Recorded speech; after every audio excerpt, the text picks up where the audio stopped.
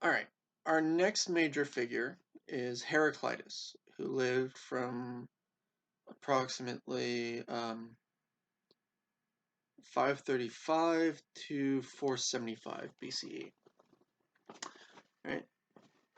Again, um, he asks the same basic question, but comes up with a wildly different answer from anything that any of the ancient Greeks to this point have come up with.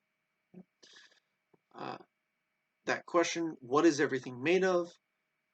To which he answers, fire and flux. The emphasis here is on flux. Fire is more like a metaphorical stand-in, almost, right, for something solid, right? It's there to help emphasize the idea of flux or change, right?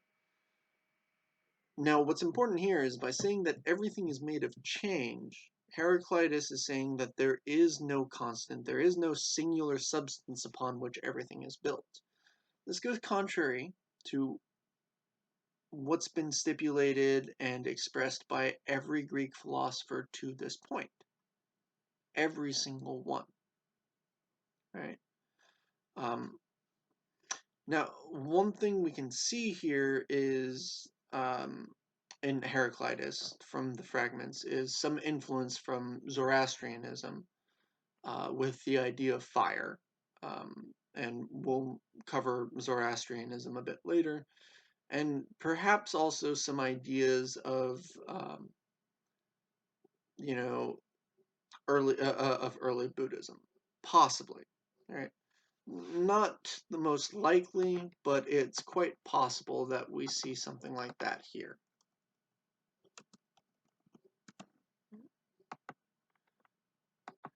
There are, after all, debates on exactly when the Buddha lived, Siddhartha Gautama lived, and the dates range by about 100 years. Some say he was born close to 600 BCE, and some say that he was born like about 475, 480 BCE, right? Which would put him firmly outside the range of, uh, time that Heraclitus would have been doing his living and thinking, since the Buddha didn't become the Buddha until he was like in his 20s, right? Um, Depending on that, there might be some influence from Buddhism on Heraclitus's own thought. What makes Heraclitus unique by saying that everything is change is that he is the first to propose what's known as um, non-substance metaphysics, right? In ancient Greek thought, the idea that there is no substance, right? No solid substance that everything is built upon. These are sometimes called metaphysical theories of becoming, right? As opposed to metaphysical theories of being, right? The difference between a substance or metaphysics of being and the metaphysics of becoming or a non-substance metaphysics is that the former, the substance metaphysics, says that there is some fundamental thing that everything's built from, right? Um, or possibly multiple fundamental things, right? Whereas the metaphysical theories of being or non-substance metaphysics say that everything is in constant state of flux, right? There is no substantial element that everything builds from, right? Uh, we live in entropy and chaos, and that's all that there is, right? Nothing solid or true. Um, Nietzsche's another good example of one who believes in like a non-substance metaphysics, if you want to ascribe a metaphysics to Nietzsche at all. And it's not very popular. It was not a very popular strain of thought in European tradition, tracing back to the ancient Greeks, right? In fact, Heraclitus was the last real non-substance metaphysician until the 1800s, right? The late 1700s, early 1800s, right? So for about 2,000 years, it fell flat on its face and just almost died a stillborn death. Okay, so his thinking is really well encapsulated by the this phrase, "You can't step into the same river twice." Right? If you want a good depiction of the difference between substance metaphysics and Heraclitus's non-substance metaphysics, there should be a link in the module for the song from Pocahontas, "Just Around the River Bend." Right?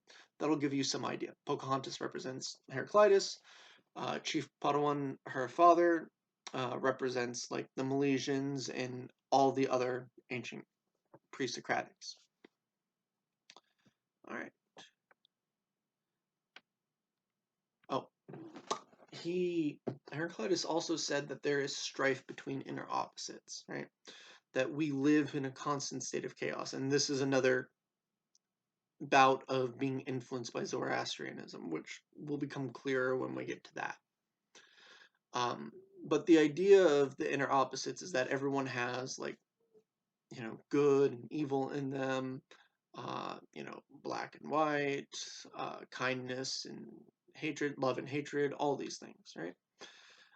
And from moment to moment, like one is overpowering the other. They're in struggle at all times, right? And at one point, one will be more voluminous than the other. The other one will be lesser, right? But it changes moment to moment, right? Which explains why we don't react consistently to situations, right? We can find ourselves in very, very similar situations at different points in our time, in our life, even by just a matter of hours, and react very differently, right? Because of this struggle of the inner opposites, right, within each other. And flame was sort of the metaphor to represent this constant change, because if you look at a fire, it's in constant motion, right? A fire is never idle. It's constantly changing shape, flickering from one form to the other, right? It never sits still, right? So it's the embodiment of this state of change.